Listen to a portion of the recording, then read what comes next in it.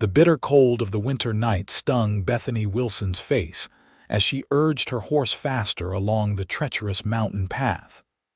3 days on the run from her stepfather's men, and now a snowstorm was setting in across the Texas wilderness.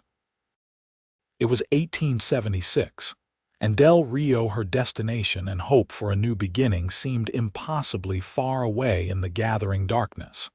A clap of thunder startled her mare, sending the exhausted animal rearing back on its hind legs. Bethany clutched desperately at the reins, but her frozen fingers betrayed her. She tumbled sideways, the world spinning around her as she fell down the steep embankment, rolling and sliding through snow and brambles, until she crashed into the icy waters of the Rio Grande below. The shock of the frigid water stole her breath. The current pulled at her sodden skirts, dragging her under as she flailed helplessly. Her lungs burned, her limbs grew heavy, and the distant moonlight above the water's surface seemed to fade with each passing second. Then, through the rushing water, she heard its hoofbeats pounding along the riverbank. A splash, and suddenly strong arms were around her waist, pulling her against a solid chest. "Hold on to me," a deep voice commanded, barely audible over the roaring water. "I've got you, just hold on." Bethany's numb fingers clutched at the man's coat as he fought the current, swimming one arm toward the shore. Her consciousness wavered, darkness threatening to claim her, but the stranger's voice kept her anchored. "Stay with me. We're almost there." When they finally reached the riverbank, Bethany collapsed onto the frozen ground, coughing up river water and shivering violently. Through water-logged eyelashes, she caught her first glimpse of her rescuer, tall and broad-shouldered, with a stubbled jaw and intense eyes that studied her with concern beneath the brim of his cowboy hat. "Miss, can you hear me?" he asked, already shrugging out of his damp coat to wrap around her shoulders. "Why, yes," she managed between chattering teeth. Thank you. Name's Victor Monahan," he said, gathering her into his arms as though she weighed nothing. "And if we don't get you warmed up quick, I'll have saved you from drowning only to lose you to the cold." She tried to speak again, to tell him her name, but exhaustion claimed her, and the world faded to black as he carried her toward a distant light through the swirling snow. When Bethany awoke, she was cocooned in warmth, wrapped in several blankets before a crackling fire. She blinked, disoriented, taking in the rustic cabin around her. A man's cabin, sparsely furnished but clean, with a rifle mounted above the stone fireplace and a pair of worn boots drying beside the hearth. "You're awake." The deep voice came from her right, and she turned to see her rescuer pouring steaming liquid into a tin cup. "Thought I might lose you there for a while."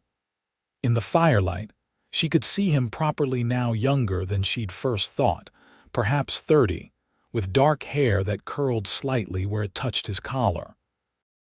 His features were weathered by the sun but handsome, with a straight nose and a firm mouth that seemed more accustomed to seriousness than smiling. "How long was I asleep?" she asked, her voice raspy. "Most of the night." He handed her the cup. "Drink this. It's just broth, but it'll warm you from the inside." Bethany accepted the cup gratefully, inhaling the savory aroma before taking a cautious sip. The warm liquid coursed through her, bringing sensation back to parts of her she hadn't realized were still numb. "Thank you, Mr. Monahan, for saving my life." She looked down at herself, suddenly realizing she was wearing a man's shirt several sizes too large. Heat that had nothing to do with the fire rose to her cheeks. "Did you? Your clothes were soaked through." "Would have killed you to stay in them," he said matter-of-factly, though she noticed he couldn't quite meet her eyes. "I was a gentleman about it, kept my eyes closed as much as possible and covered you right away." Bethany nodded, embarrassment warring with practicality. He was right, of course. "My name is Bethany Wilson. I was traveling to Del Rio when my horse spooked. Victor raised an eyebrow. Del Rio's still a good 2 days' ride, especially in this weather. What business does a young woman have traveling alone in winter to a border town like that? She hesitated, unsure how much to reveal. I'm to be a schoolteacher there. They advertised for one, and I answered.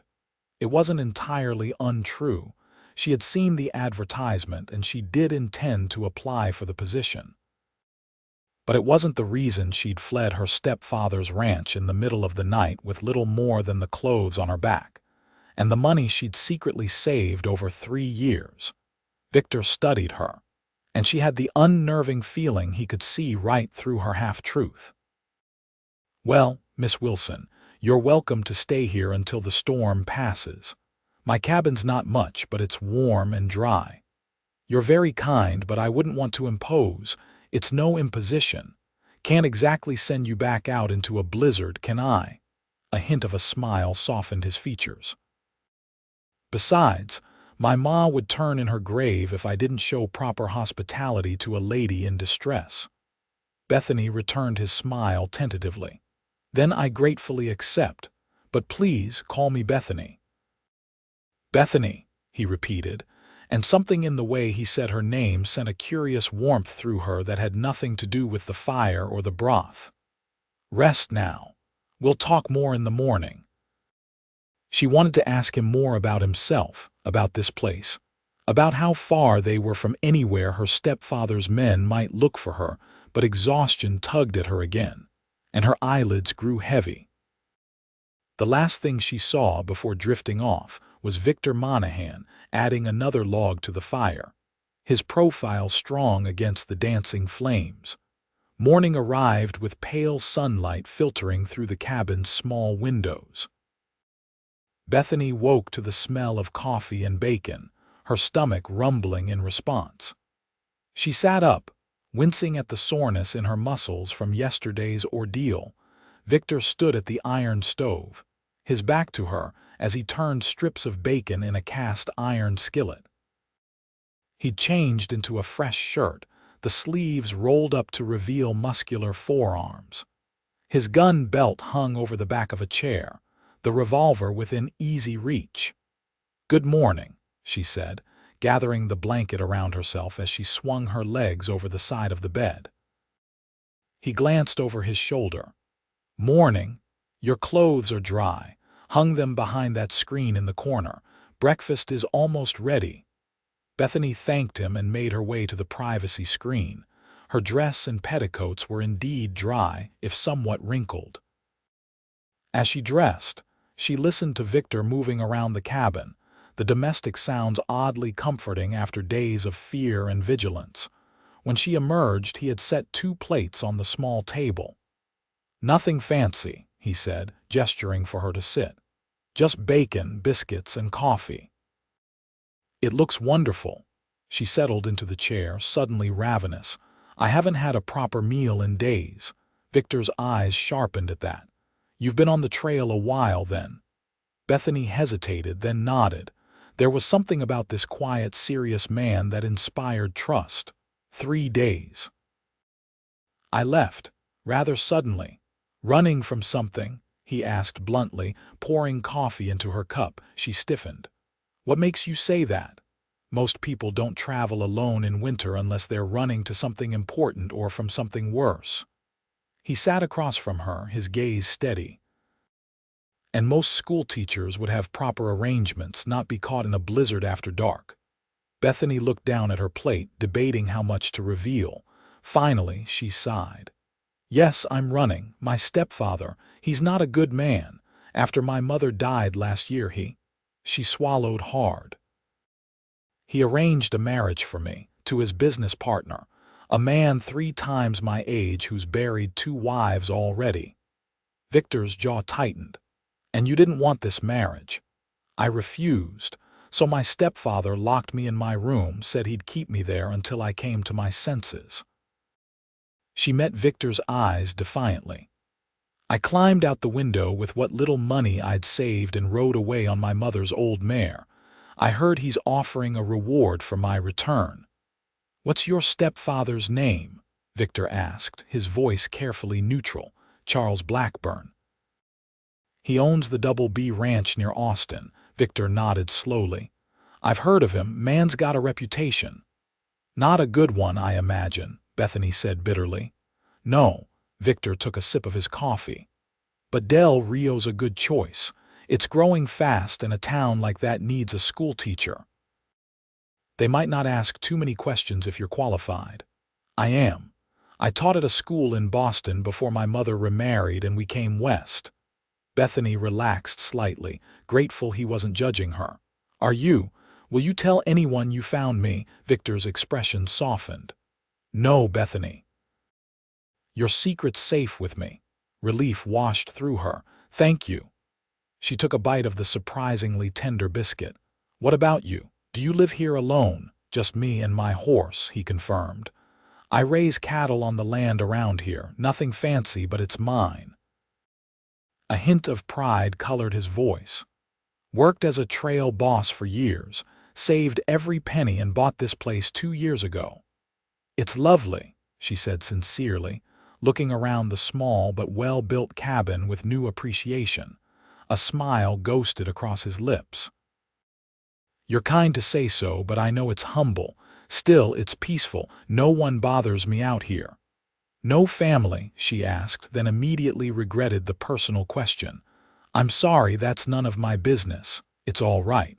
Victor poured himself more coffee. My parents died in the war. No siblings. Was engaged once, but she decided a cowboy's life wasn't for her. Married a banker in San Antonio instead. Bethany heard the old hurt beneath his matter-of-fact tone. I'm sorry, he shrugged. Long time ago now. They ate in comfortable silence for a few minutes before Victor spoke again. Storms let up, but there's fresh snow on the ground. Trail to Del Rio will be difficult for a few days yet. You're welcome to stay until it's safer to travel. Bethany should have felt wary at the offer, a young woman alone with a stranger in a remote cabin, but something about Victor Monahan's straightforward manner and the respectful distance he maintained put her at ease. Are you certain it's no trouble? She asked. No trouble. He stood, gathering their empty plates. I could use the company, truth be told. Gets quiet out here in winter. Bethany smiled. Then I accept with gratitude, but I insist on earning my keep. I can cook, clean, mend. Don't worry about that, he started, but she held up a hand. Please.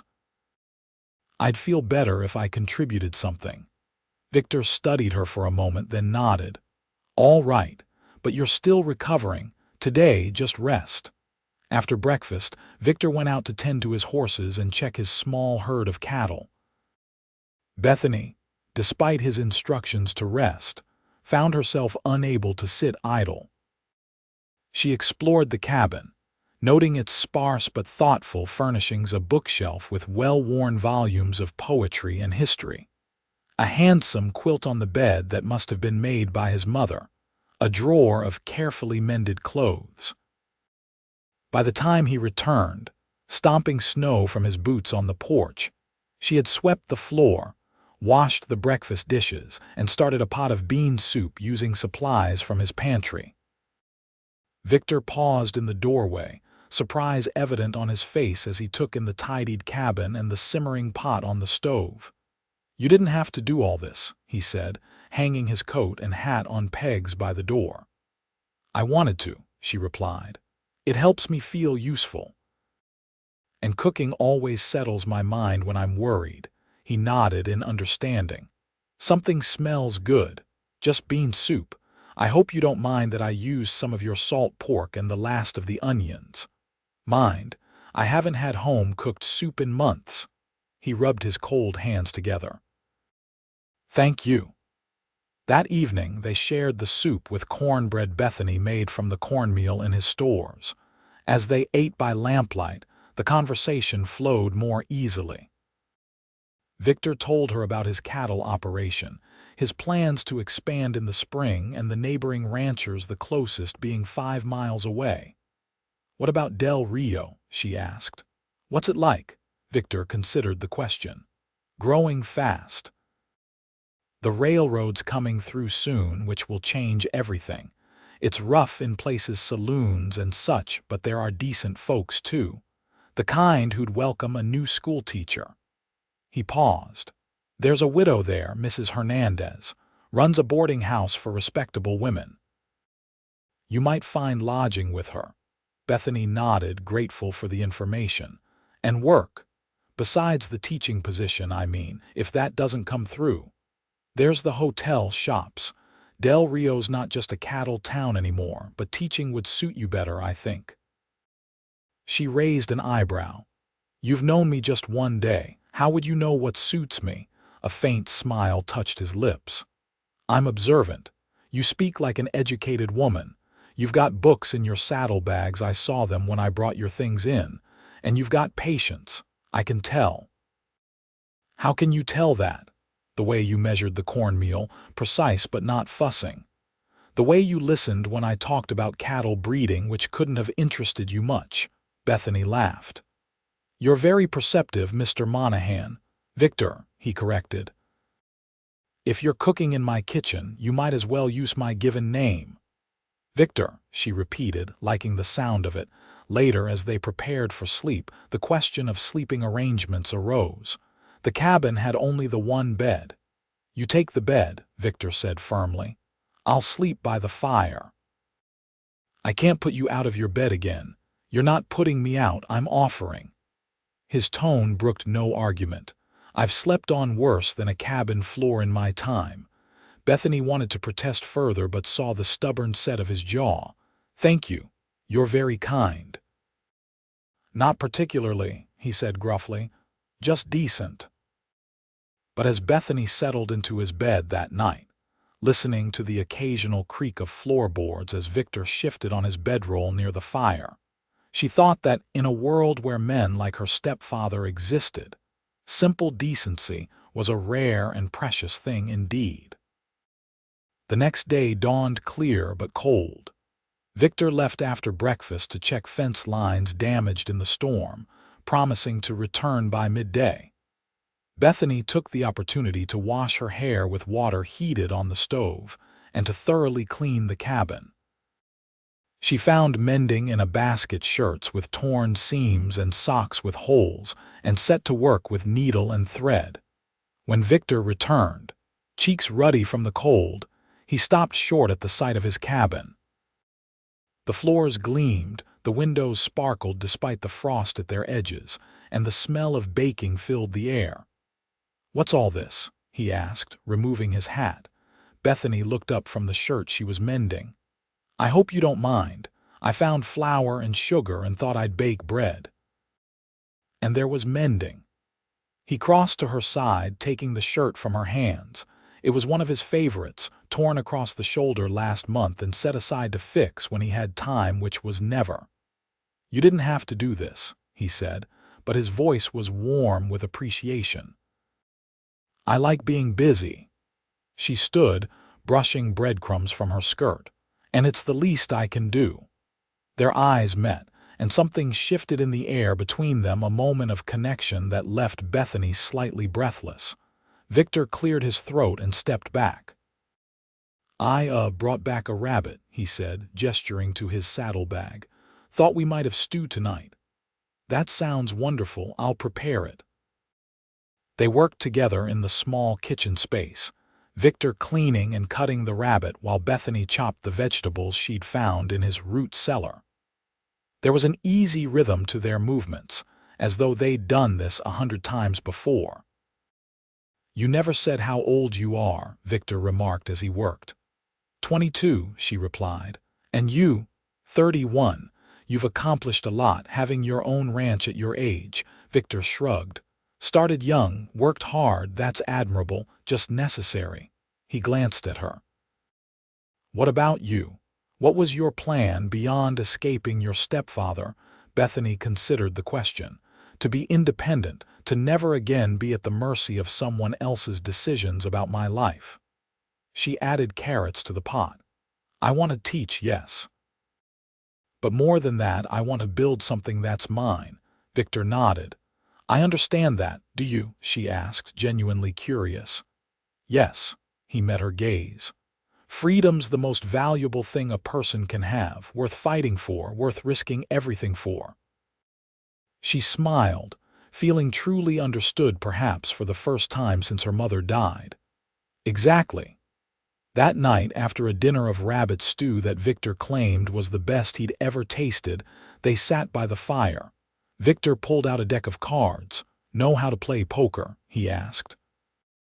Bethany laughed. A lady wouldn't admit to such knowledge. But do you? He persisted, a teasing glint in his eyes. Deal the cards, cowboy, she said, surprising herself with her boldness. But don't expect me to go easy on you. Victor's laugh was a rich, warm sound that sent a pleasant shiver down her spine. They played for hours, using matches as betting chips. Bethany proved to be a formidable opponent, her serene expression giving nothing away. Where did a Boston schoolteacher learn to play poker like this? Victor asked after she won her third hand in a row. My father, she admitted. He was a ship's captain. He taught me before he was lost at sea, said a woman should know how to spot a bluff. Smart man, Victor murmured. He was. Sadness touched her features. After he died, my mother and I struggled. That's why she remarried. Charles seemed kind at first, generous. By the time we realized his true nature, we were already in Texas, far from anyone we knew. Victor dealt another hand. And your mother, how did she die, officially? Pneumonia. Bethany's voice grew hard. But she'd been declining for months. Charles controlled everything, the food, the medicine, who could visit. He worked her like a servant in her own home. When she finally fell ill, he waited too long to call the doctor. I'm sorry, Victor said softly. Bethany blinked back tears. The day after we buried her, he told me about his arrangement with Mr. Jenkins. Said I should be grateful that at 22, I was already at risk of becoming a spinster. Victor's hand tightened around his cards. Some men don't deserve the name. No, she agreed, they don't. The atmosphere had grown somber. Victor set down his cards and reached for a bottle on the shelf behind him. Whiskey, he offered. Medicinal purposes only, of course. Bethany smiled despite herself. Of course. He poured a small amount into 2 tin cups and handed one to her. To your fresh start, he said, raising his cup. And to kind strangers who pull foolish women from rivers, she added. Their eyes met as they sipped the fiery liquid. Bethany felt a warmth that had nothing to do with the whiskey, or the fire spread through her chest. Later, as they prepared for sleep, Bethany once again protested him taking the floor. It's your home, Victor. I can't keep taking your bed. And I can't let a lady sleep on the floor, he countered. Bethany bit her lip, then made a bold suggestion. The bed is quite large, perhaps. We could share it, with a proper barrier between us, of course. Victor's eyebrows shot up. That wouldn't be proper. Neither is me being here at all, she pointed out. But we're both adults and I trust you. You've been nothing but honorable. He hesitated, clearly torn between propriety and practicality. Finally, he nodded. I'll put a line of pillows down the middle. And so they slept that night with a barricade of pillows between them, each careful to stay on their side. But in the dark, listening to Victor's steady breathing, Bethany found herself wondering what it would be like to cross that barrier, to feel the warmth of him beside her. She pushed the thought away, reminding herself that in a few days, the snow would clear, and she would continue to Del Rio as planned. These strange, intimate days in Victor Monahan's cabin would become nothing more than a memory, a brief respite in her journey toward independence.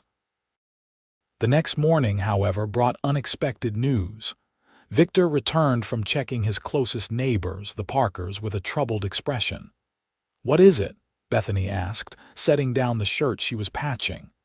Word from town, he said grimly. There are men asking about a young woman matching your description, offering money for information. Fear clutched at Bethany's heart. My stepfather's men. Victor nodded. Seems likely. The Parkers didn't tell them anything they didn't know anything to tell, but they warned me. Said these men are staying at the hotel in Del Rio, making inquiries all around. Bethany sank into a chair, her hands trembling. He won't give up. Charles always gets what he wants. Not this time, Victor said firmly. Del Rio isn't safe for you now, not until these men move on. You'll stay here. I can't impose on you indefinitely. It's not an imposition. His voice softened. Bethany, I promise to help you, and I mean to keep that promise. She looked up at him, searching his face. Why would you do this for a stranger? Victor was silent for a long moment.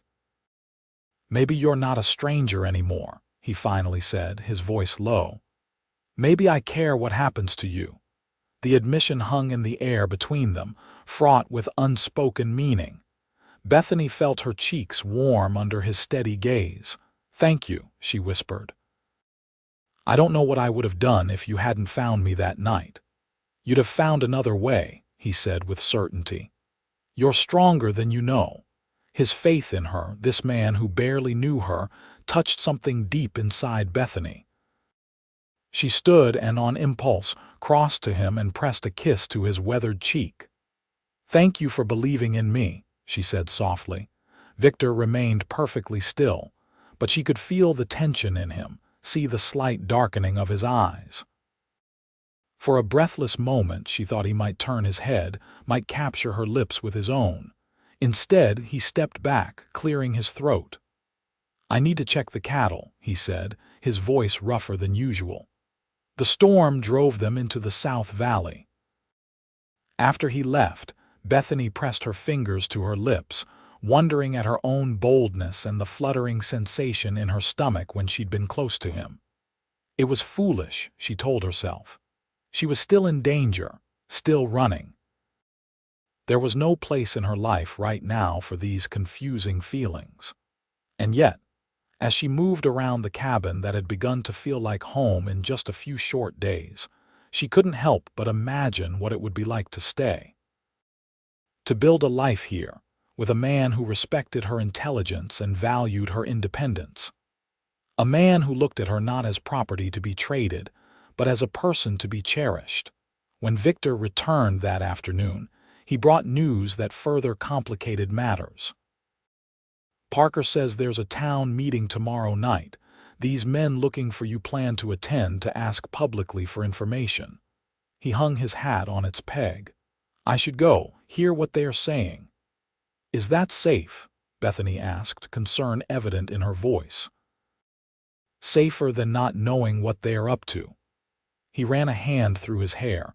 If I don't show, it might seem suspicious. I'm known in town. People would notice my absence. Then I'll go with you, she declared. Absolutely not, Victor said firmly. Too risky. Not if they don't recognize me. Seeing his confusion, she explained.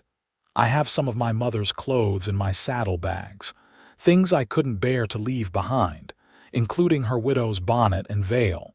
With those and a different dress, no one would know me. Victor shook his head. It's too dangerous, Bethany. More dangerous than sitting here wondering if they're getting closer, not knowing what they're saying about me. She stood her ground. I need to hear for myself, Victor. I need to know what I'm facing. He studied her for a long moment, seeing the determination in her eyes. Finally, he sighed. If and only if you can disguise yourself convincingly, and you stay by my side the entire time. We'll say you're my cousin, visiting from San Antonio. Bethany felt a rush of relief. Thank you for not treating me like a child. You're many things, Bethany Wilson, he said, a hint of admiration in his voice, but a child isn't one of them. The next evening found them driving into Del Rio in Victor's wagon. Bethany was nearly unrecognizable in her mother's black dress and heavy veil, which obscured her features without being so thick as to draw undue attention. Her golden hair was hidden beneath the bonnet, and she'd pinched her cheeks to give them color different from her usual pallor. "Remember," Victor murmured as they approached the town hall, "don't speak unless necessary, and if you feel unsafe at any point, signal me and we'll leave immediately." "I understand," she whispered back. Del Rio was larger than Bethany had expected, with proper streets and a growing commercial district. The town hall was a substantial wooden building near the center of town, already filled with people when they arrived. Victor guided her to seats near the back, his hand protectively at her elbow. The meeting began with ordinary town business discussions of the coming railroad, complaints about stray dogs, announcements about the spring festival. Bethany began to relax slightly, thinking perhaps the men wouldn't appear after all. Then the mayor, a portly man with an impressive mustache, called for any additional business. "I believe these gentlemen have an announcement," he said, gesturing to two men who rose from seats near the front. Bethany's blood ran cold as she recognized them: Jonas Wheeler and Seth Cooper, her stepfather's most trusted ranch hands. Men who had always looked at her too long, with smiles that never reached their eyes. Wheeler stepped forward, removing his hat. "Evening, folks. Sorry to interrupt your meeting, but we're looking for someone." A young woman by the name of Bethany Wilson, about 22 years old, blonde hair, blue eyes about this tall. He held a hand to indicate her height. "She ran away from her family home near Austin about a week ago. Her stepfather is sick with worry." "What's she done?" someone called out. "Nothing criminal," Wheeler assured them, his voice smooth as oil. "She's unwell, touched in the head since her mama died, thinks people are after her. Her stepfather's just concerned for her safety. He's offering $500 to anyone who can help bring her home safe." Murmurs swept through the crowd at the substantial sum. Bethany felt Victor tense beside her. "That's a mighty generous reward," the mayor observed. "This girl must be precious to him." "Very precious," Cooper agreed with a smile that made Bethany's skin crawl. "Mr. Blackburn treats her like his own daughter." More lies. Charles had never shown her anything but contempt, especially after her mother died. "We'll be staying at the hotel for a few more days," Wheeler continued. "If anyone sees her or hears anything, please let us know. She might be using another name, but she can't hide her looks. Pretty girl, educated speech, might try for work as a teacher or such." As the meeting broke up, people lingered to talk, many discussing the substantial reward. Victor kept Bethany close as they made their way toward the door, but Wheeler stepped into their path. "Evening, Monahan," he said, eyeing Victor with mild curiosity. "Don't usually see you at town meetings." "Wheeler." Victor's greeting was curt, "just keeping up with town business." "Railroad's coming, changes everything."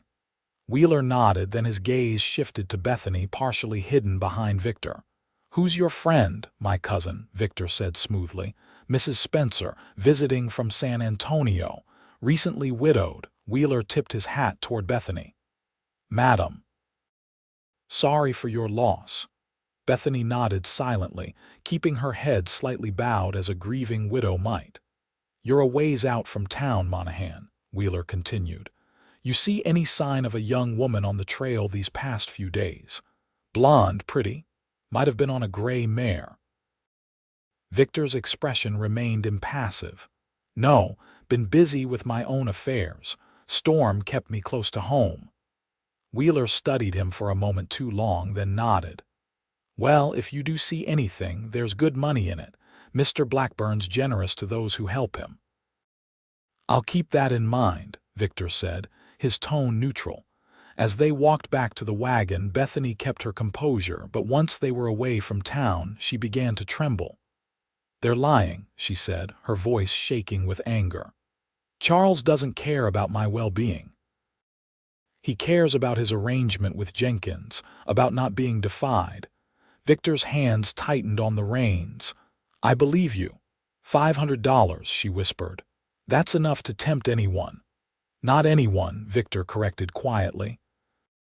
Back at the cabin, Bethany paced while Victor built up the fire. They'll stay in Del Rio asking questions. They probably have men watching the roads. I can't go there now, not even when they leave. They'll have left word at the hotel, the shops. So we find another plan, Victor said, his voice steady. Del Rio isn't the only town in Texas.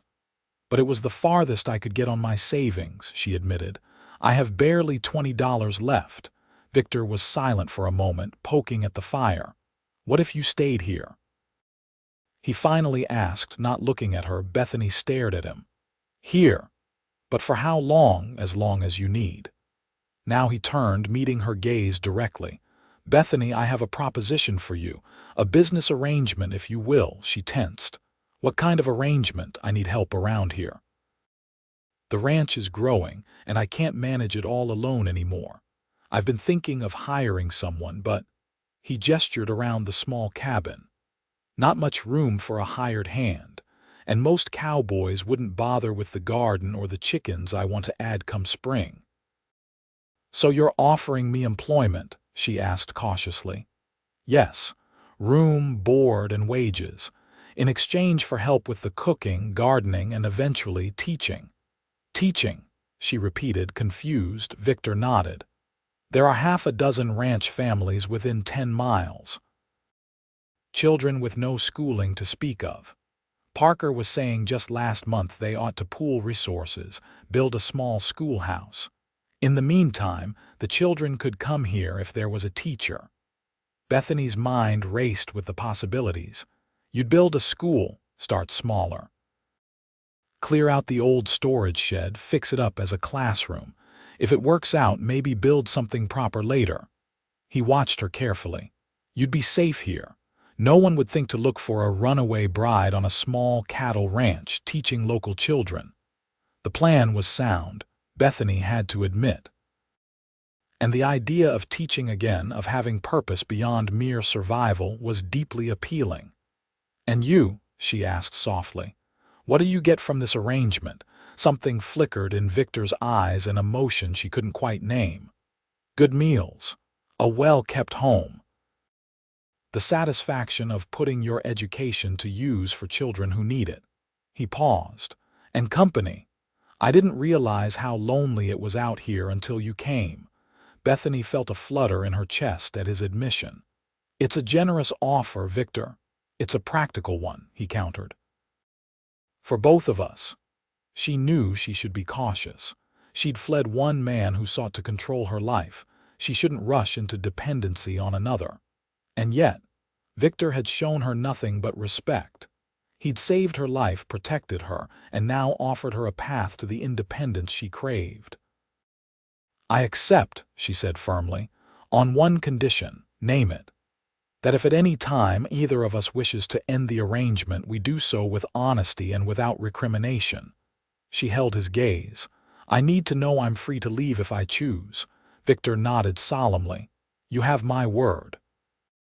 Then we have an agreement, Mr. Monahan. She extended her hand. He took it, his calloused palm warm against hers. We do, Miss Wilson. The touch lingered longer than necessary, and Bethany felt that now familiar warmth spread through her. This was a business arrangement, she reminded herself. Nothing more. Victor Monahan was her employer now, not her rescuer or her protector. Yet as they sat by the fire that evening, planning the conversion of the storage shed into a classroom, and discussing which families might send their children, Bethany couldn't help but feel that something profound had shifted between them, something that went beyond business or practicality. And when she caught Victor looking at her, a softness in his eyes that he quickly concealed, she wondered if perhaps he felt it too.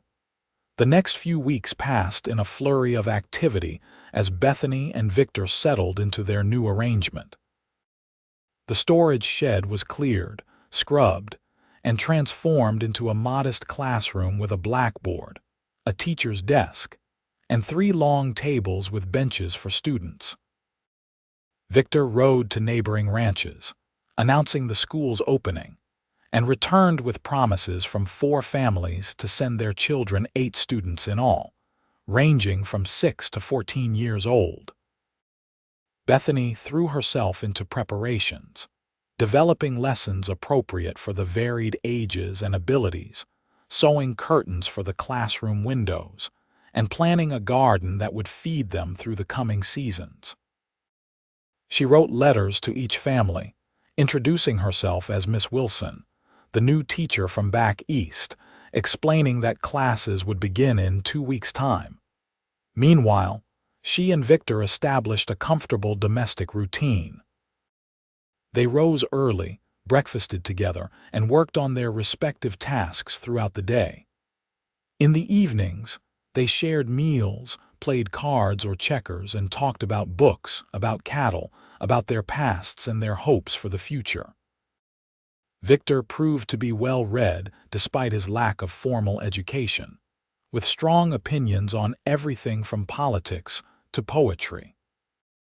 He made Bethany laugh with dry observations about cattle and cowboys, and listened intently when she spoke of her time in Boston, or her dreams of someday traveling to Europe.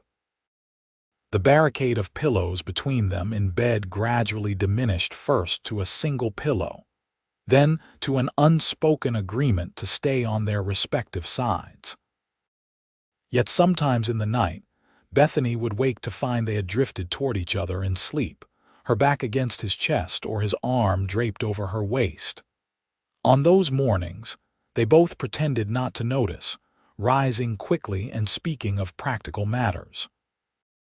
One evening, as they sat before the fire mending tack, Victor asked a question that had clearly been on his mind. "Your stepfather," he began hesitantly. "You said he arranged a marriage for you. What would happen if you married someone else instead?" Bethany looked up sharply. "What do you mean?" Victor kept his eyes on the bridle in his hands. "Legally, if you were already married to another man, your stepfather would have no claim on you, would he? Couldn't force you into another marriage." "I suppose not," she said slowly. "But I have no intention of marrying anyone, Victor, not after nearly being forced into it once." He nodded, as if her answer was what he expected. "Of course, I just wondered." The subject wasn't raised again, but it lingered in Bethany's mind. Had Victor been merely curious, or had there been something more behind his question? And why did the thought of marrying him not repel her as it should, given her determination to remain independent? The first day of school arrived bright and clear. Bethany wore her best dress, a blue cotton that brought out her eyes, and arranged her hair in a simple but elegant knot at the nape of her neck. Victor surprised her with a gift, a small brass bell to call the children to lessons. "Every proper school needs a bell," he said with a shy smile. Bethany's heart swelled with affection. "It's perfect, thank you." The children arrived on horseback or in wagons, accompanied by parents eager to meet the new teacher. Bethany greeted each family warmly, answering questions about her qualifications and her teaching philosophy with a confidence born of experience. Victor stood nearby, making introductions and showing the parents the classroom he'd prepared. Josephine Parker, wife of their nearest neighbor, lingered after the others had departed. "We're so grateful you've come, Miss Wilson," she said, clasping Bethany's hand. "Our Emma's been desperate for proper schooling. But I must ask, how is it you came to be here at Mr. Monahan's ranch?" It's a rather unusual situation. Bethany had prepared for such questions. "Mr. Monahan is a distant cousin of my late mother," she explained smoothly. "When my teaching position in Boston ended, he kindly offered me this opportunity." Mrs. Parker nodded, though a flicker of doubt crossed her features. "I see. Well, it's fortunate for all of us." As she walked away, Bethany overheard her say to Victor, "She's certainly refined, your cousin. Quite beautiful, too. You're lucky to have found her." Victor's reply was too low to hear, but his expression, a mixture of pride and something more tender, made Bethany's cheeks warm. The school day was a success. The children, starved for education and novelty, paid rapt attention to Bethany's lessons. She assessed their various levels, grouped them accordingly, and set work that challenged without overwhelming them. By the time the last child departed, calling "Goodbye, Miss Wilson" over their shoulder, Bethany was exhausted but exhilarated.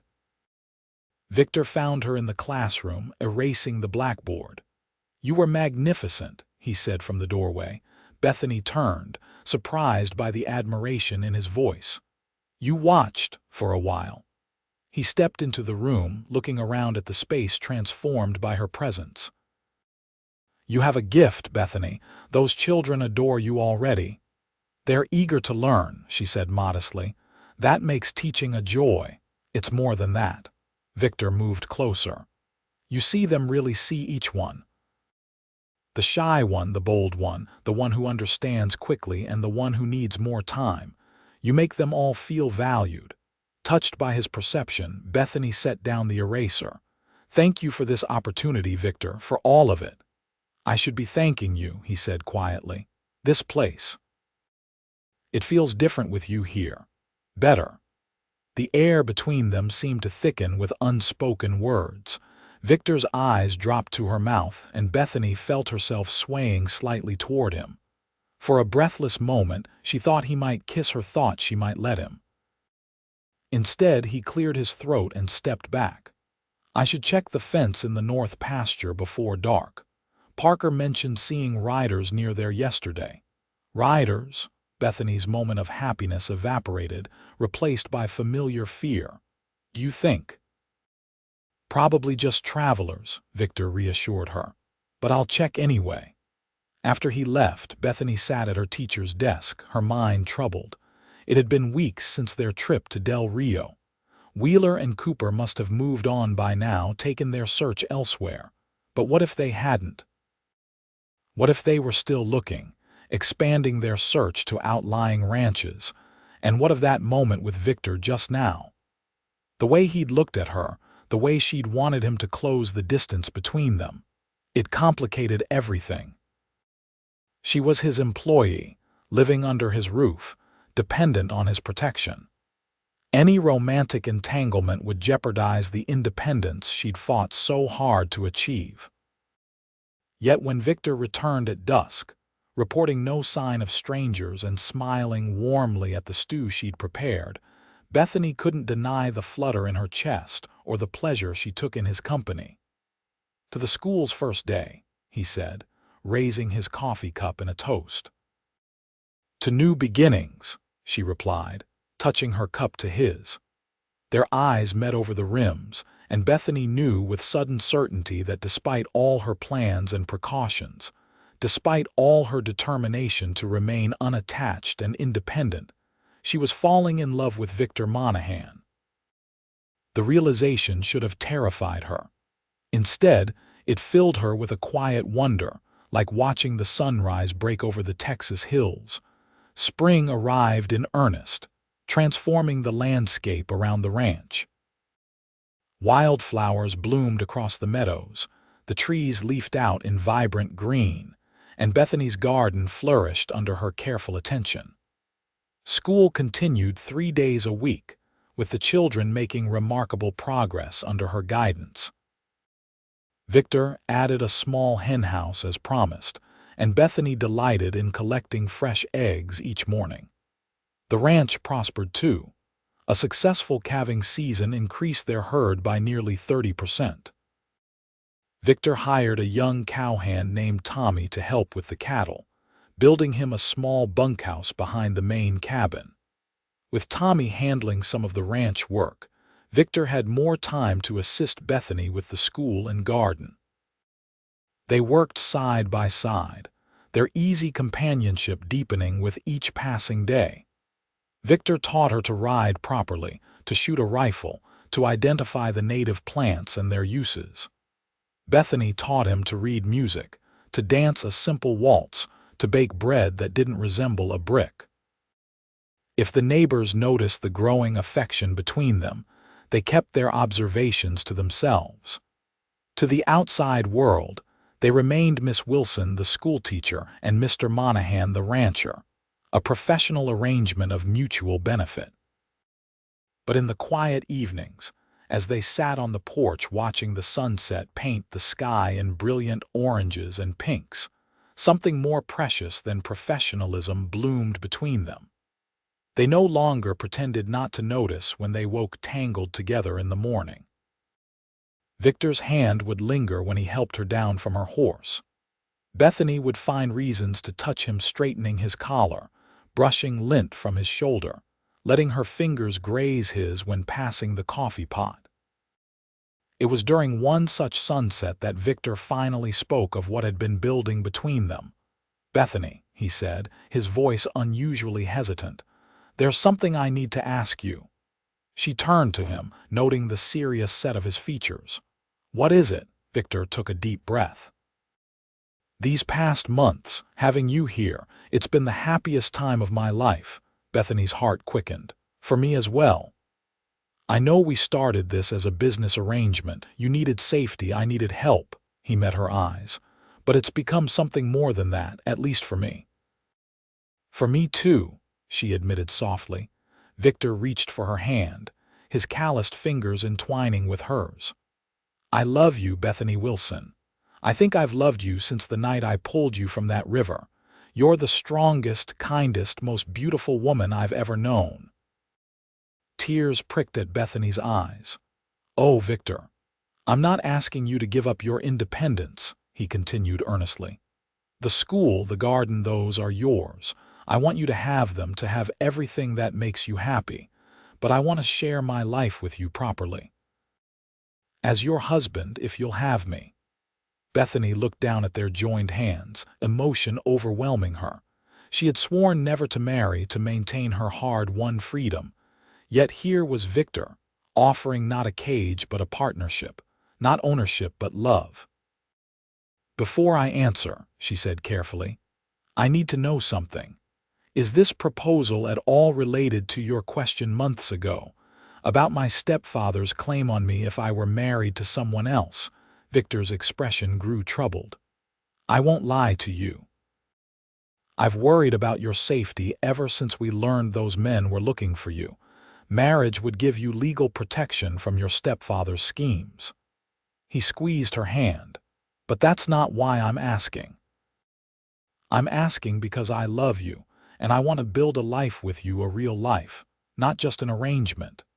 Bethany searched his face and found only sincerity there, in the eyes that had looked at her with respect from the very beginning. "I love you too," she whispered, her voice catching.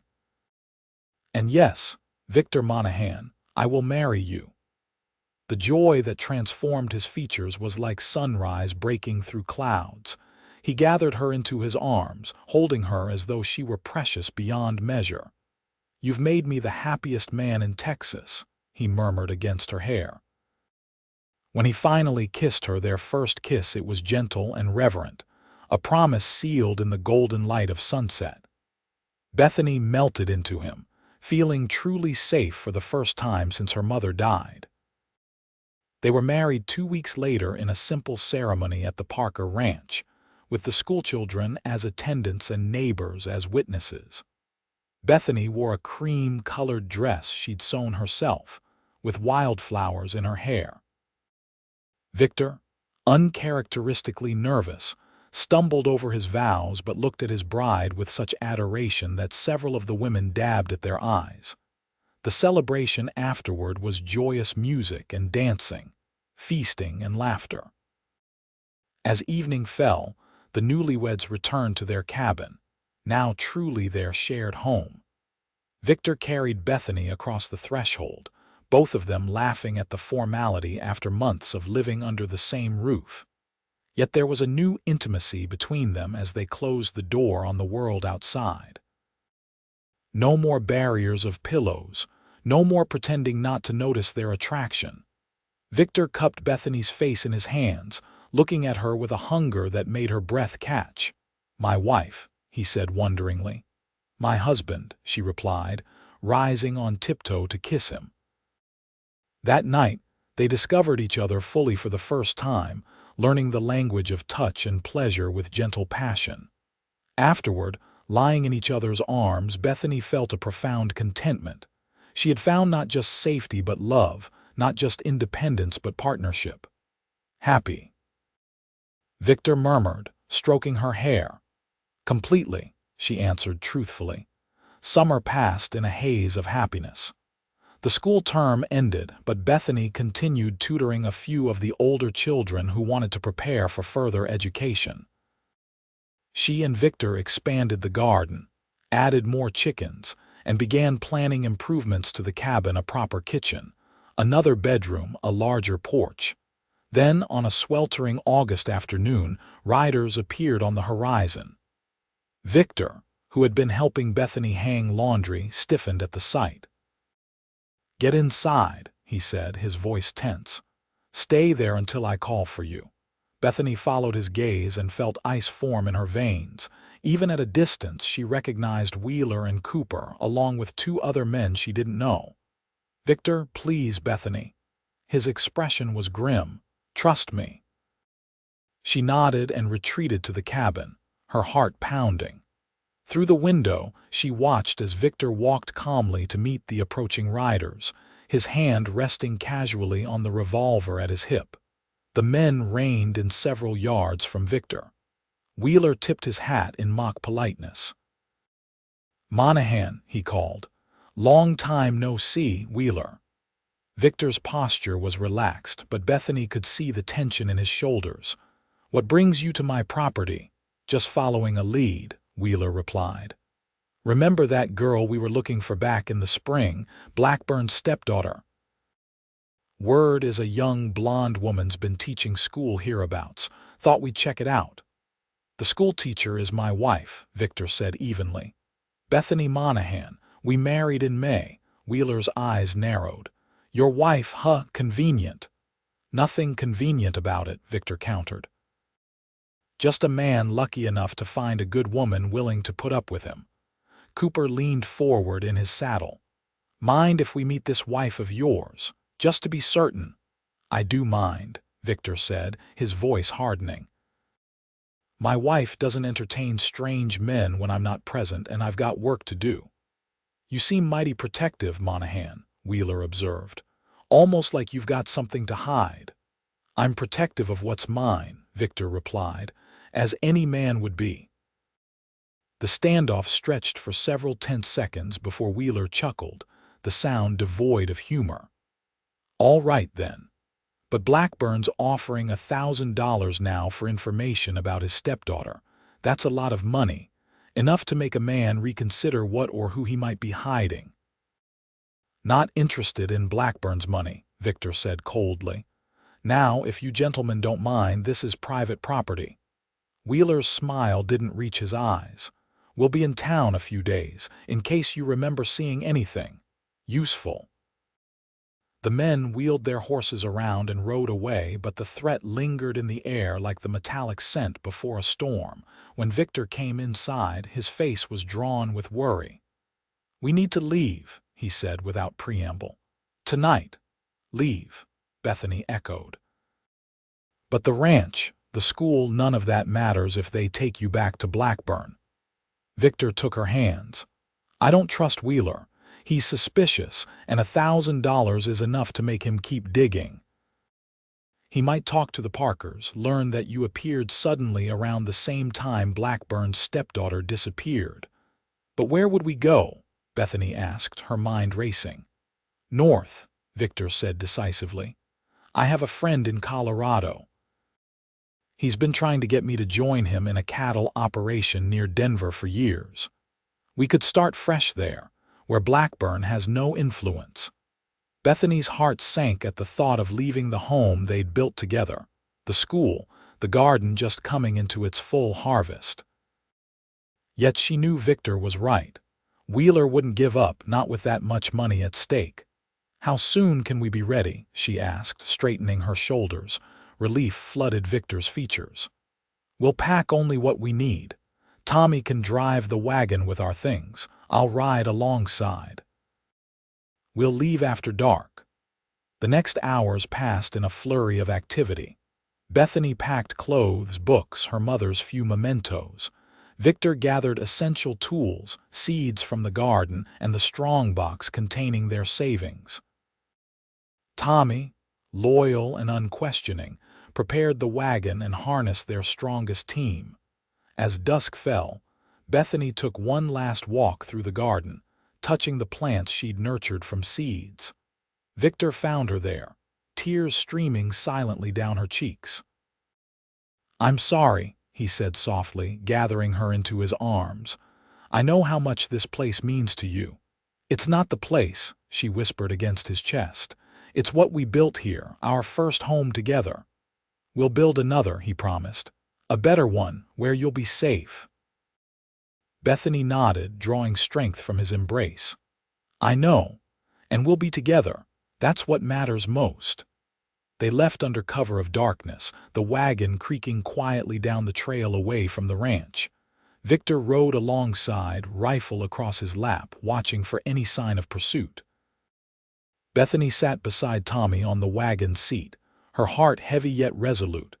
They had traveled perhaps 5 miles when they heard hoofbeats approaching fast from behind.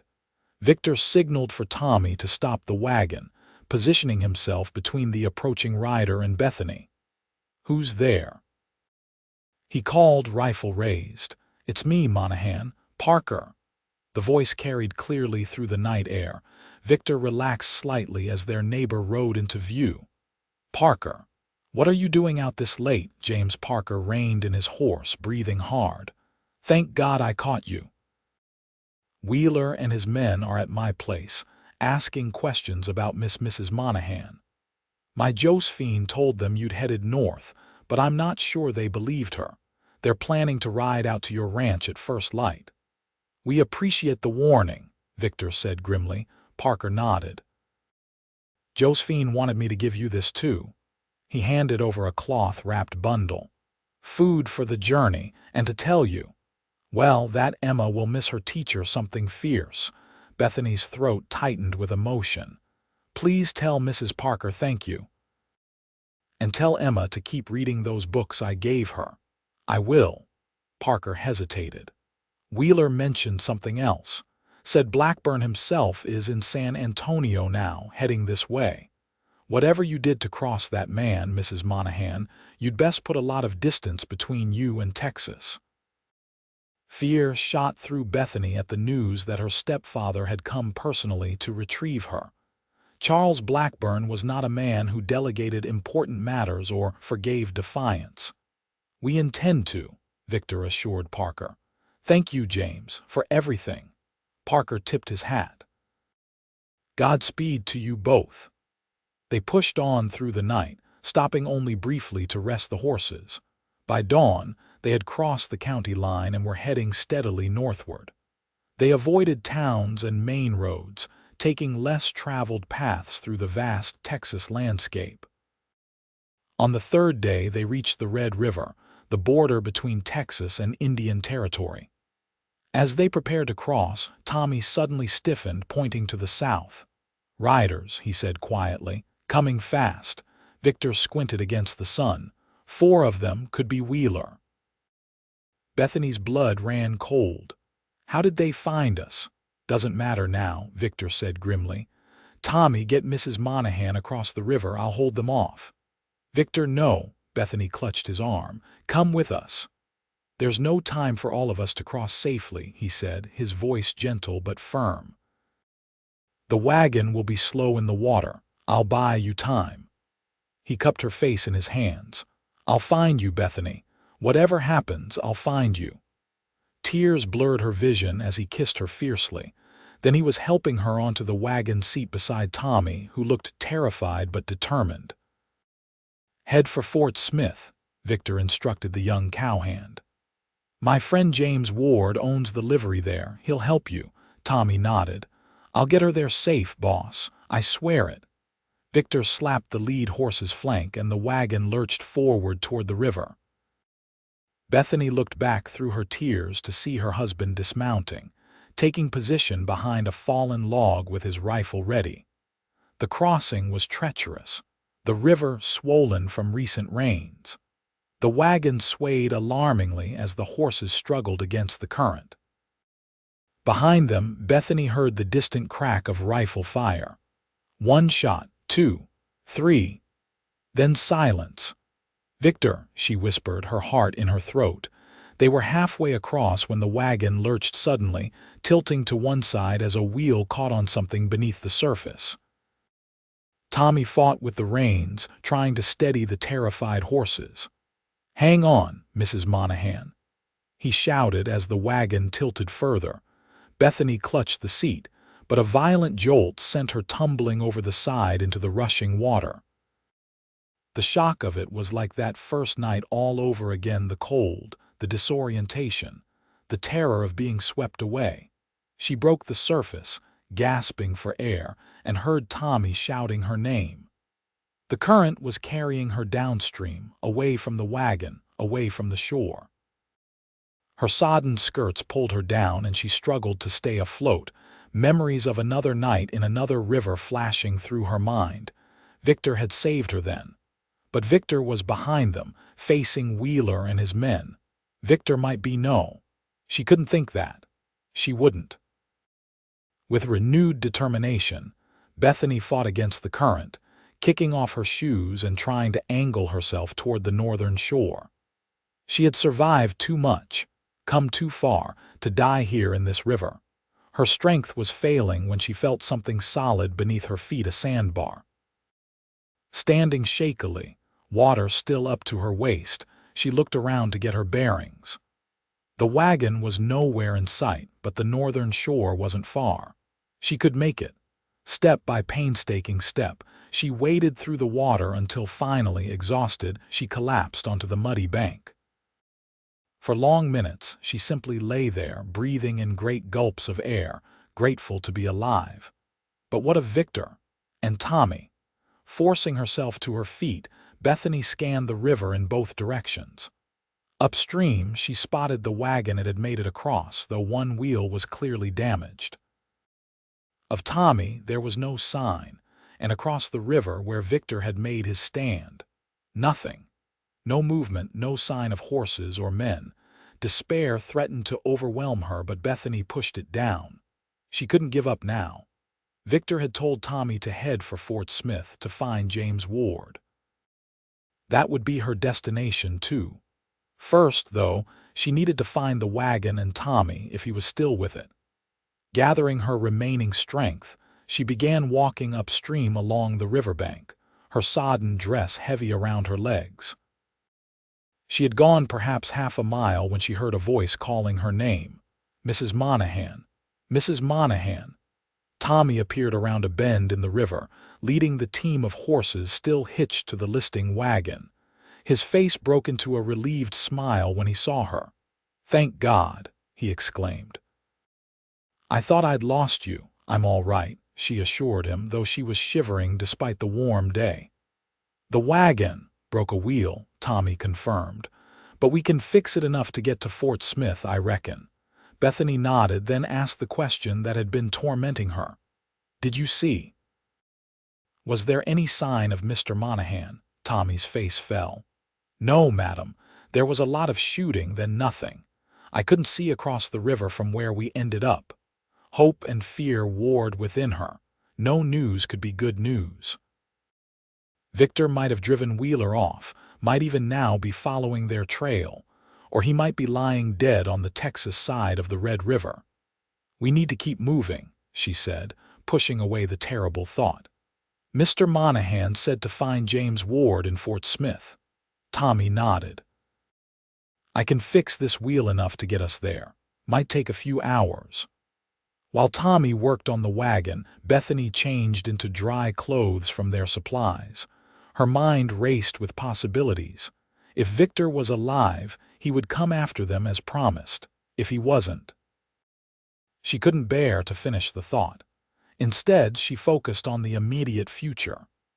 Get to Fort Smith. Find James Ward. Wait for Victor, By late afternoon, they were moving again, the wagon creaking ominously with each rotation of the repaired wheel. They made slow progress through Indian territory, avoiding settlements and keeping to the less traveled routes Victor had mapped out before they left. 3 days later, they reached Fort Smith, a bustling town on the Arkansas River. The livery stable was easy to find, a large building near the center of town with a weathered sign proclaiming Ward's Livery and Blacksmith. James Ward proved to be a burly man with a thick beard and kind eyes. He listened gravely as Bethany explained their situation, leaving out only the details of why her stepfather was pursuing her. "Victor Monahan's one of the best men I know," Ward said when she finished. "If he said he'd find you, he will if he's able." He didn't need to elaborate on the alternative. "Meanwhile, you'll stay with my family. My wife will be glad of the company, and no one will think to look for you there." The Ward family welcomed Bethany and Tommy with genuine hospitality. Martha Ward, a motherly woman with a no-nonsense manner, set them up in clean rooms and fed them until they couldn't eat another bite. Their 3 children, 2 boys and a girl, peppered Bethany with questions about Texas and her life as a teacher. Days passed with no word from Victor. Bethany tried to keep busy, helping Martha with household chores and offering to teach the Ward children in return for their kindness. But each day that passed without news made hope harder to maintain. A week after their arrival, James Ward returned from the livery with a grave expression. "Riders came through town today," he told Bethany quietly, "asking questions about a blonde woman and a young cowhand. They didn't come to the livery, but they've been to most of the hotels and boarding houses." Bethany's hands trembled. "Wheeler," Ward nodded. "From your description, sounds like it. Which means they crossed the river," Bethany finished. "And Victor?" "We don't know anything for certain," Ward said firmly. "Victor's tough as old leather and twice as stubborn, but you and Tommy should stay out of sight for a few days just to be safe." Confined to the Ward home, Bethany's anxiety grew. Had Wheeler killed Victor and continued the pursuit? Or had Victor escaped, perhaps wounded, unable to follow immediately? Was he even now searching for her, while she hid safely in Fort Smith? The uncertainty was unbearable. On the 10th day since their arrival, Bethany was helping Martha preserve peaches when they heard a commotion at the front of the house. James Ward's voice, raised in surprise, then heavy footsteps in the hallway. Bethany turned just as the kitchen door swung open and there stood Victor, unshaven and travel-worn, a bandage visible beneath his torn shirt. "Victor," she cried, dropping the peach she'd been holding and running to him.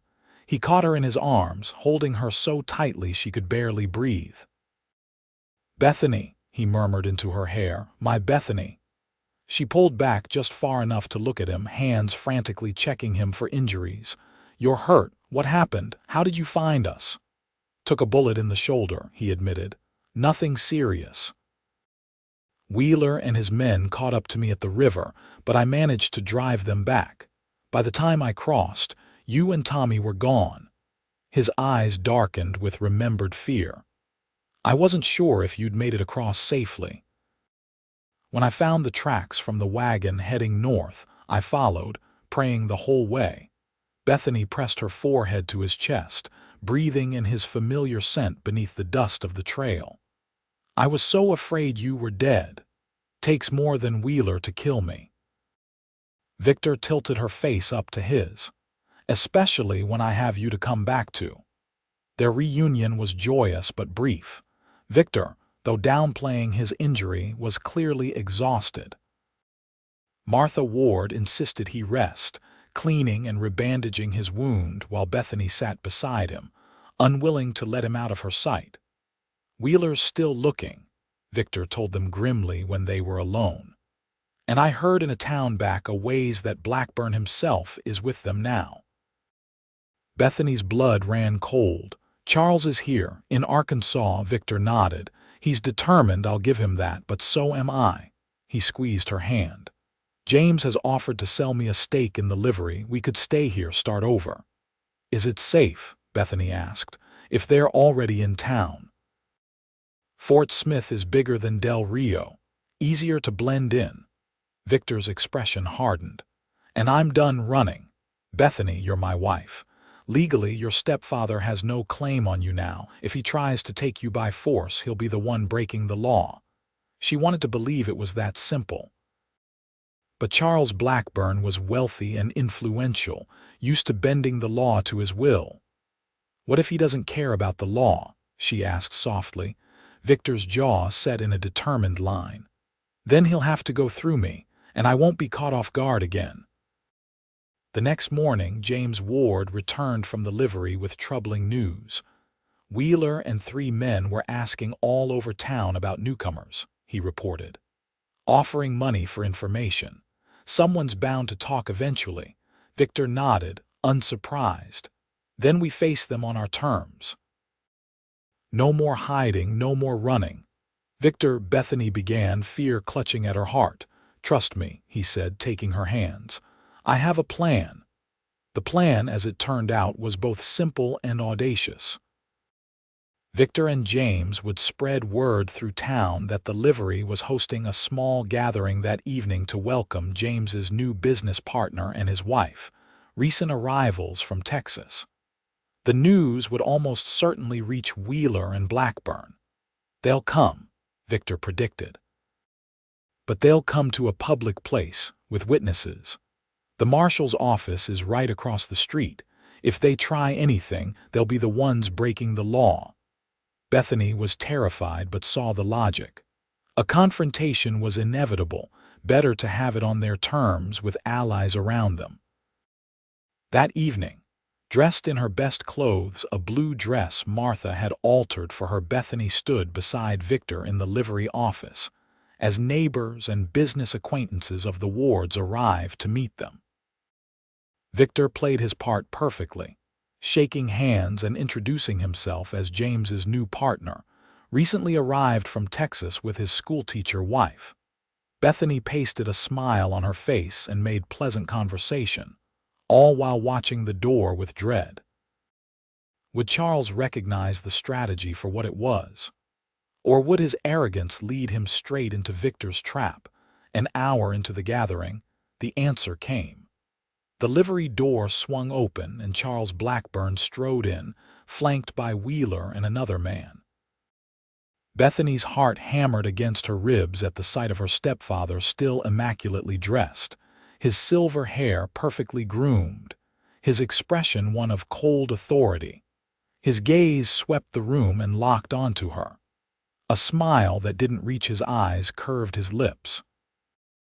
"Bethany," he said, his voice carrying across the suddenly quiet room. "How lovely to see you, my dear. You've had us all so worried." Victor's hand tightened around hers as they moved forward to meet her stepfather. "Mr. Blackburn," he said evenly, "I don't believe we've met." "I'm Victor Monahan, Bethany's husband."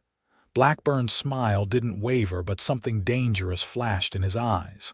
"Husband? How? Unexpected." Bethany didn't mention any engagement before she so abruptly left home. "It was a whirlwind courtship," Victor replied smoothly. "Love at first sight, you might say." "Indeed." Blackburn's gaze shifted to Bethany. "My dear, you've led us on quite a chase. Your intended was most distressed by your disappearance." "I have no intended except the man beside me," Bethany said, finding her voice at last. "My marriage to Victor makes any arrangement you made with Mr. Jenkins null and void." Blackburn's facade of pleasantness slipped slightly. "A convenient marriage arranged in haste to thwart my legitimate authority as your guardian." "I'm 22 years old," Bethany countered. "I don't require a guardian, and our marriage is legitimate and binding." The gathering had gone completely silent, the townspeople watching the confrontation with avid interest. Bethany was acutely aware of the witnesses around them exactly as Victor had planned. Perhaps we should discuss this privately, Blackburn suggested, his tone hardening. Family matters after all. We have nothing to discuss, Victor said firmly. Bethany is my wife. She stays with me, that's the end of the matter. Blackburn's eyes narrowed. Is it? I wonder what the authorities would make of a man who abducts a young woman, forces her into marriage, and flees across state lines with her. That would be a serious crime indeed, came a new voice from the doorway. A tall man in a marshal's badge stepped into the livery. If that's what happened. James Ward had clearly been busy. The town marshal's arrival was too well timed to be coincidence. Marshal Davis, James greeted him. Glad you could join our little gathering. Have you met my new business partner and his wife? The marshal tipped his hat to Victor and Bethany. Madam, sir. Welcome to Fort Smith. He turned to Blackburn. And you are Charles Blackburn of Austin, Texas. Blackburn straightened, projecting authority. I'm here to retrieve my stepdaughter who was taken from her home under false pretenses.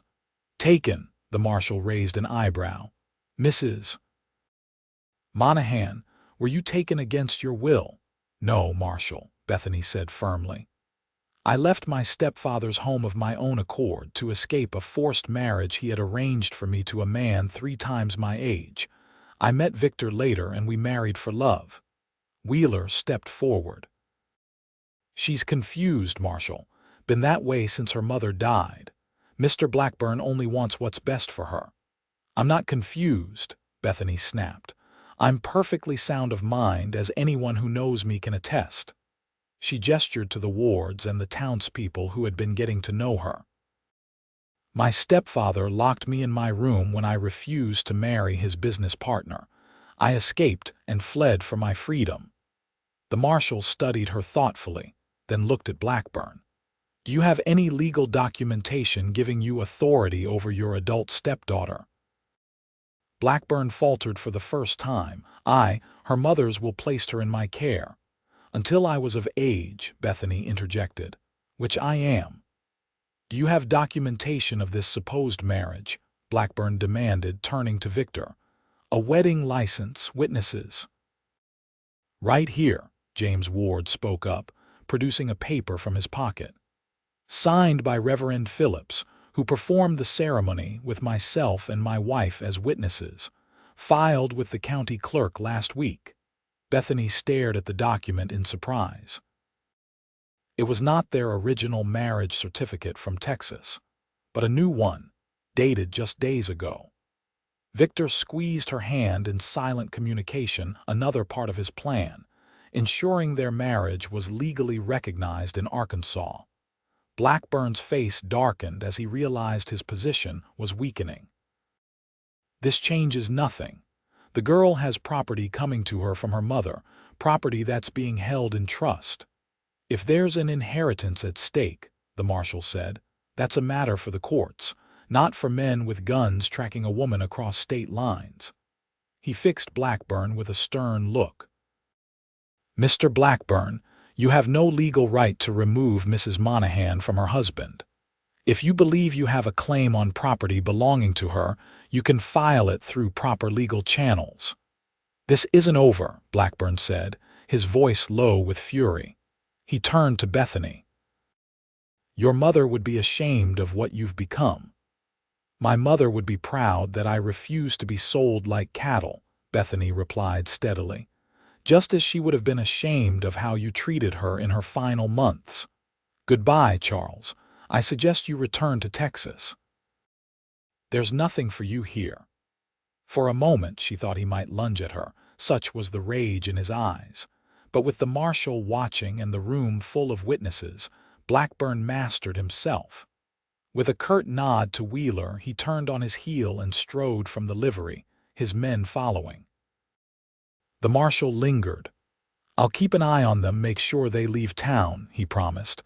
But you might want to watch your backs for a while. Men like that don't give up easily. We understand, Victor said, shaking the marshal's hand. Thank you.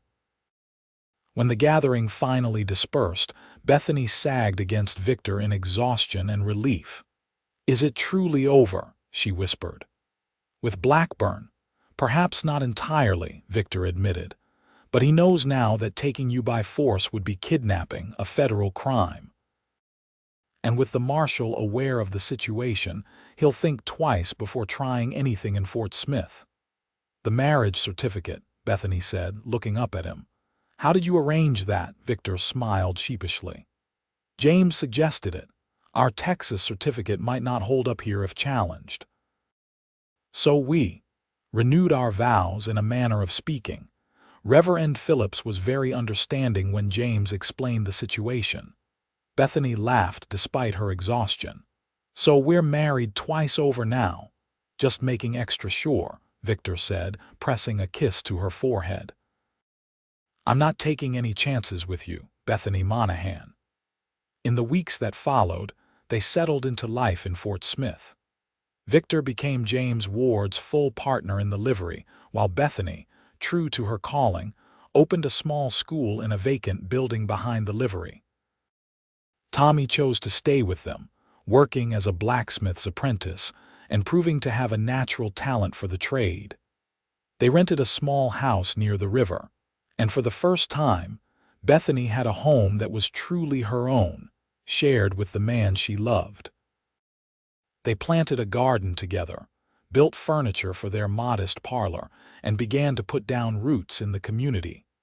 Blackburn and his men left Fort Smith as promised, but Victor remained vigilant, expecting some form of retaliation.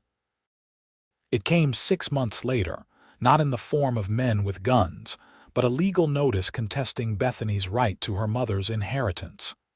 He won't win, their lawyer assured them after reviewing the case. Your mother's will is clear. The trust was to be held until you turned 21 or married, whichever came first. You're both 22 and married. The money and property are legally yours. When the judge ruled in Bethany's favor 3 months later, the victory was sweet.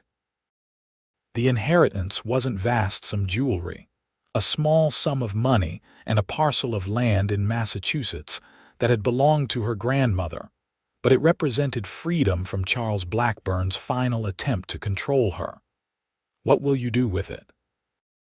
Victor asked as they walked home from the courthouse, her hand tucked securely in the crook of his arm. Bethany smiled.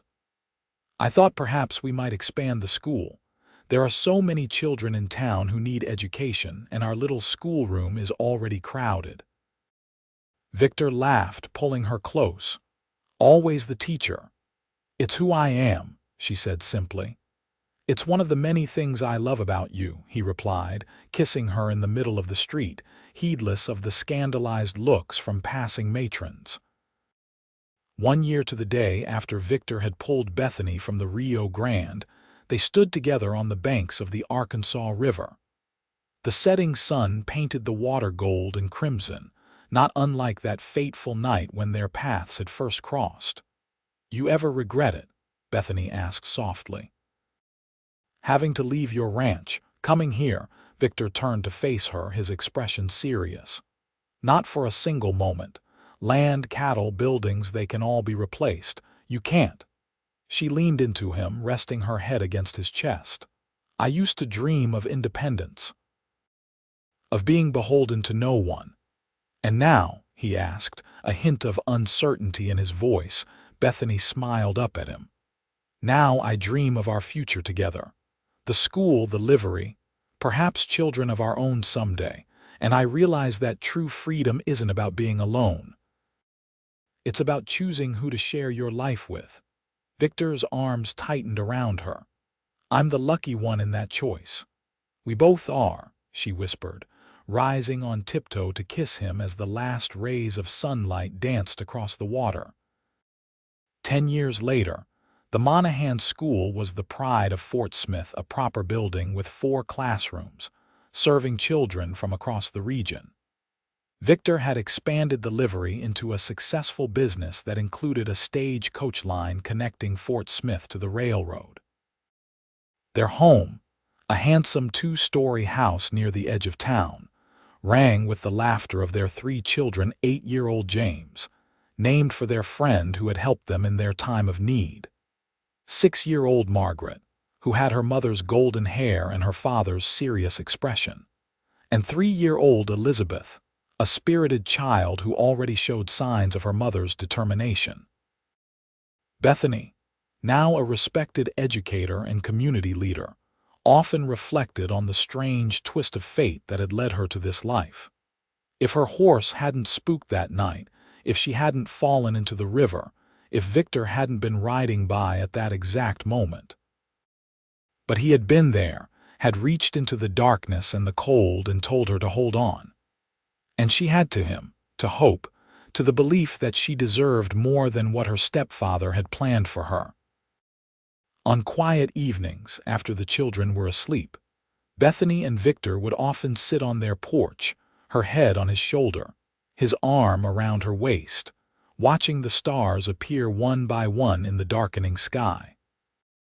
They rarely spoke of the danger they had faced together, of Wheeler or Blackburn or the fear that had driven them from Texas to Arkansas. Instead, they spoke of the future of James's interest in books and learning, of Margaret's talent for drawing, of little Elizabeth's fearless approach to life. They spoke of the school, of the livery, of the community they had helped to build. And sometimes, when the night was especially beautiful, they didn't speak at all. They simply held each other, grateful for the river that had brought them together and the love that had kept them there, safe in each other's arms beneath the vast Arkansas sky.